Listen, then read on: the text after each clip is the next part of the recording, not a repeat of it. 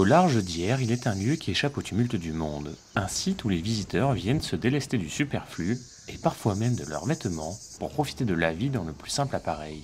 Bienvenue sur l'île du Levant.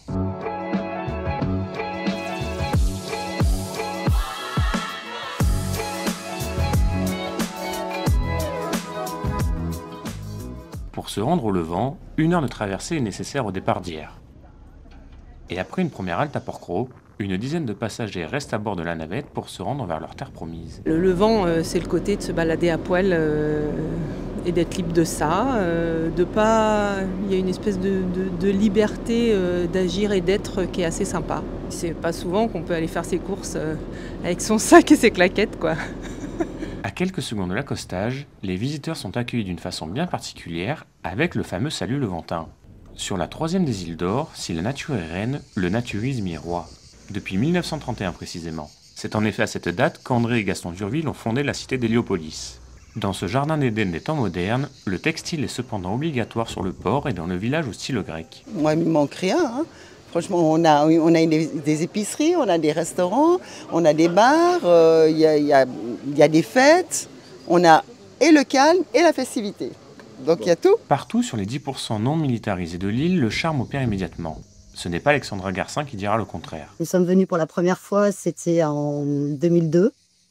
Nous sommes venus juste pour la journée et je suis tombée complètement red dingue de cette île. J'ai plus voulu partir. Pendant quelques années, elle a tenu le restaurant La Bohème avec son mari Frédéric et désormais, elle l'assure, elle a le Levant dans la peau. Tout le monde se tutoie, il y a une pure gentillesse entre Levantins, une entraide pour l'hiver.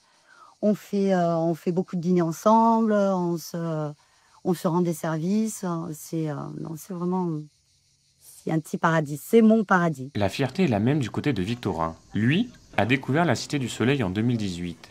Depuis 2021, il y dirige une épicerie, bar, restaurant avec son compagnon René. On vous laisse la folie du continent, nous, ça nous va bien ici. Le temps s'arrête parce que tu es au bout du monde à 30 minutes des côtes, parce qu'il y a une liberté facile de vie où il n'y a pas de jugement, où il n'y a pas de classe sociale, où tout le monde se connaît, tout le monde s'entraide, et même s'il y a peut-être quelqu'un que tu aimeras moins que les autres, tu seras quand même là pour l'aider s'il a besoin de toi. Qu'il soit levantin d'un jour ou résident l'année, il n'hésite pas à s'approprier le site, comme l'explique Guy, en charge des animations culturelles. On a une grosse tribu, moi j'appelle ça une tribu, c'est des gens qui viennent de façon récurrente, au moins une fois par an. Et d'ailleurs, ils ont tous tendance à s'approprier le lieu, et c'est un mot qui revient très fréquemment, de dire « mon île ». C'est comme si c'était chez eux. Dans un lieu où le naturisme est légion, il est surtout de rigueur tout au long du sentier de la plage des Grottes. Mais même sur le sable, les éloges pour le Levant ne tarissent pas. C'est un petit paradis, voilà, havre de paix. L'ouverture d'esprit, la tolérance, on peut vraiment être soi-même et j'adore ça. Le Levant passionne et étonne aussi. En témoignent ses pains en libre service et ses jurés, ici, tout le monde paye son dû. Vous l'aurez compris, cette île est définitivement à part. Une journée au Levant, c'est une forme de légèreté, aussi bien intérieure que physique, car oui, au Levant on vit nu, mais surtout, on vit vrai.